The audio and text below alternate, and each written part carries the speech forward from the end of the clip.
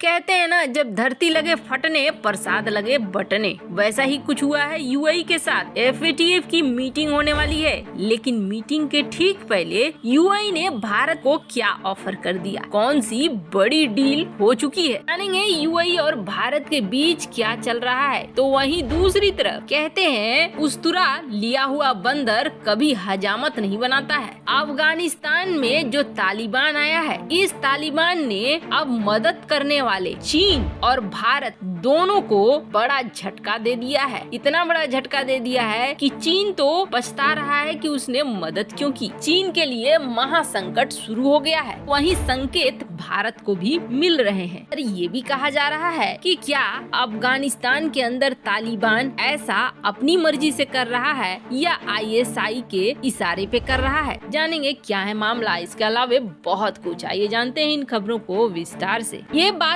तो जग जाहिर है कि 2014 के बाद मिडिल ईस्ट के देशों के साथ भारत के संबंध बहुत अच्छे हुए हैं। खासकर यूएई के साथ तो भारत के संबंध इतने अच्छे हो गए हैं कि यहाँ पे एक क्वाड भी फॉर्म हो गया है, यूएई, इजराइल, भारत और अमेरिका का। और आपको बता दें, ये क्वाड सिर्फ कागज पर ही नहीं है, बल्कि इनकी मीटिंग भी शुरू हो चुकी है और 2-3 दिन पहले ही उनके बड़े अधिकारियों की मीटिंग हुई है, जिसमें ये फैसला लिया गया है कि मिडिल ईस्ट में ये देश मिलकर काम करेंगे और हर क्षेत्र में मिलकर काम करेंगे। पर वहीं यूएई के ऊपर एक खतरा मंडरा रहा है, और ये खतरा मंडरा रहा है कि यूएई को ये इल्जाम लग रहे हैं कि वो मनी लॉन्ड्रिंग के जरिए आतंकी संगठनों तक पैसे पहुंचाता है। कथित तौर पर ये सीधे सीधे नहीं पहुंचाता है, लेकिन इसकी मदद वहां तक पहुंच जाती है। अब ये खबर जैसे ही उड़ी, वैसे ही यूएई के ऊपर एफएटीएफ का खतरा मंडराने लगा।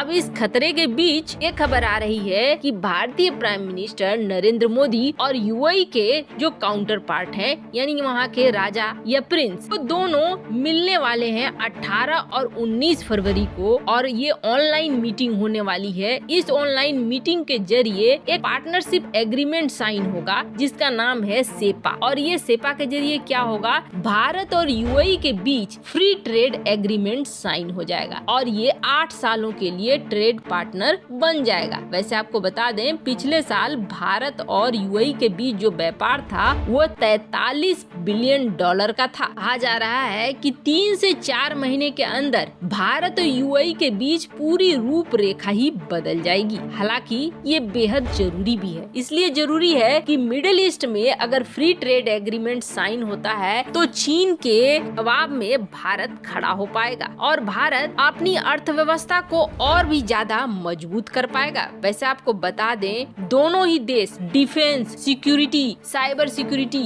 हेल्थ केयर, आर्टिफिशियल इंटेलिजेंस, इन सारे मामलों में एक दूसरे का सहयोग कर रहे हैं और एक दूसरे के इन्वेस्टमेंट को भी स्वीकार कर रहे हैं। हाल ही में यूएई में देखने को भी मिला योगा, आयुर्वेदा और स्पेस प्रोग्राम की झलक कई शो में। खैर, कई अंतर्राष्ट्रीय स्तर पर मीडिया आउटलेट्स ये भी कह रही हैं कि एफएटीएफ में भारत की मदद चाहिए यूएई को, इसलिए यूएई इन डील को लेकर आगे बढ़ रहा है। खैर, कारण जो भी हो, लेकिन फायदा तो भारत को जरूर हो रहा है। इन सब के बीच दूसरी तरफ एक बड़ी खबर निकल कर सामने आ रही है, और ये बड़ी खबर कहीं और नहीं बल्कि अफगानिस्तान से निकल कर आ रही है, तालिबान के जरिए निकल कर आ रही है। अफगानिस्तान में इस तरीके के हालात हैं, वहाँ पर मानवीय सहायता पहुँचना बहुत जरूरी है। अब भारत भी मानवीय सहायता दे रहा है। भारत ने अपने बजट में इसका प्रावधान भी रखा है कि तालिबान को, या ये कहें अफगानिस्तान के लोगों को मदद पहुंचनी चाहिए। तालिबान को तो नहीं, लेकिन अफगानिस्तान के आम लोगों को मदद पहुंचाने की कोशिश भारत कर रहा है। पर इससे पहले जैसे ही तालिबान सत्ता पे आया था, चीन ताबड़तोड़ एक्शन वाले मोड में आ गया था। चीन से जाकर मिले भी थे तालिबानी नेता, खूब स्वागत किया था, वो स्वागत वगैरह करने के बाद पैसे भी भिजवा दिए